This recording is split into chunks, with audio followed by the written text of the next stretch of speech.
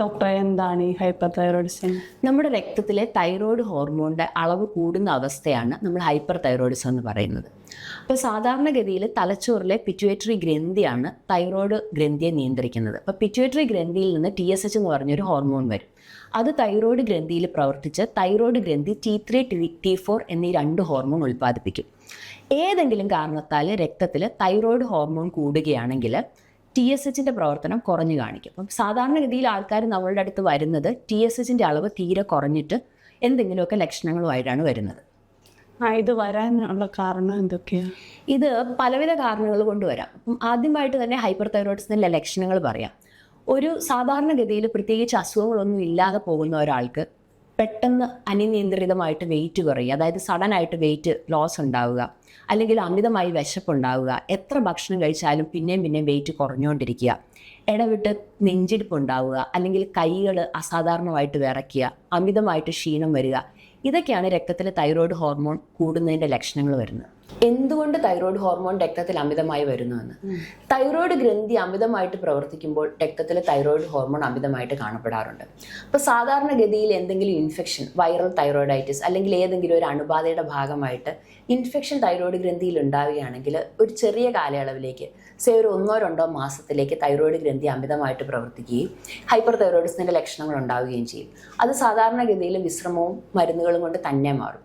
പക്ഷെ തൈറോയ്ഡ് ഗ്രന്ഥിയിൽ മുഴകളുണ്ട്, ഏതെങ്കിലും ഒരു മുഴയോ ഒന്നിലധികം മുഴയോ അമിതമായിട്ട് പ്രവർത്തിക്കുകയാണെങ്കിൽ ആ സമയത്തും ഇതേ ലക്ഷണങ്ങൾ ഉണ്ടാകാറുണ്ട്. ഇപ്പം ഇതൊന്നുമല്ല എന്നുണ്ടെങ്കിൽ തൈറോയ്ഡ് ഗ്രന്ഥി അമിതമായിട്ട് തൈറോയ്ഡിൻ്റെ ആൻറ്റിബോഡിയുടെ പ്രവർത്തനം മൂലം അമിതമായി പ്രവർത്തിക്കുന്ന ഗ്രേവ്സ് ഡിസീസ് എന്ന് പറയുന്ന ഒരു സിറ്റുവേഷൻ ഉണ്ടാവും. അങ്ങനെ ഉണ്ടെന്നുണ്ടെങ്കിലും തൈറോയ്ഡ് ഗ്രന്ഥി അമിതമായിട്ട് പ്രവർത്തിക്കാൻ സാധ്യതയുണ്ട്.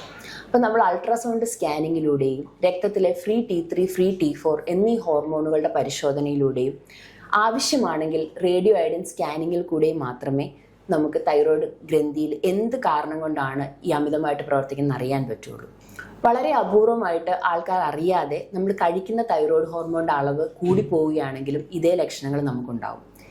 ചില കേസിൽ വളരെ റെയറായിട്ട് ഓവറി വേറെ ചില അവയവങ്ങളിൽ നിന്ന് തൈറോയ്ഡ് ഹോർമോണിൻ്റെ പ്രവർത്തനം ഉണ്ടാകാറുണ്ട്. അതും നമുക്ക് ലക്ഷണങ്ങളിൽ കൂടെയും ബ്ലഡ് ടെസ്റ്റുകളിൽ കൂടെയും മനസ്സിലാക്കാൻ സാധിക്കും. നമ്മൾ ഈ ആഹാരത്തിൽ വല്ലതും കൺട്രോൾ ചെയ്യേണ്ടതായിട്ടുണ്ടോ? ഹൈപ്പോ തൈറോയിഡിസത്തിന് പ്രത്യേകിച്ച് ആഹാര നിയന്ത്രണങ്ങളൊന്നുമില്ല. പക്ഷേ ഹൈപ്പർ തൈറോയിഡിസമായിട്ട് വരുന്ന ആൾക്കാരോട് നമ്മൾ ആഹാരത്തിലെ അയഡിൻ ഒഴിവാക്കാനായിട്ട് നിർദ്ദേശിക്കാറുണ്ട്. അതായത് അയഡൈസ്ഡ് സോൾട്ട്, നമുക്ക് മാർക്കറ്റിൽ സാധാരണ എപ്പോഴും കിട്ടുന്നത് അയഡിൻ അടങ്ങുന്ന ഉപ്പാണ്. നമ്മൾ ഉപ്പ് വാങ്ങിക്കുമ്പോൾ കല്ലുപ്പാണെങ്കിലും പൊടിയുപ്പാണെങ്കിലും അയഡിൻ ഇല്ലാത്ത ഉപ്പ് വാങ്ങിക്കാൻ ശ്രദ്ധിക്കുക.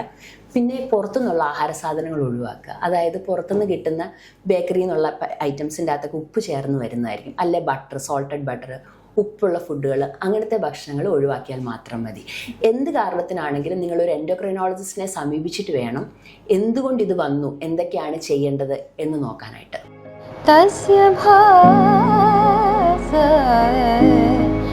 സർവമിദം വിഭാതി.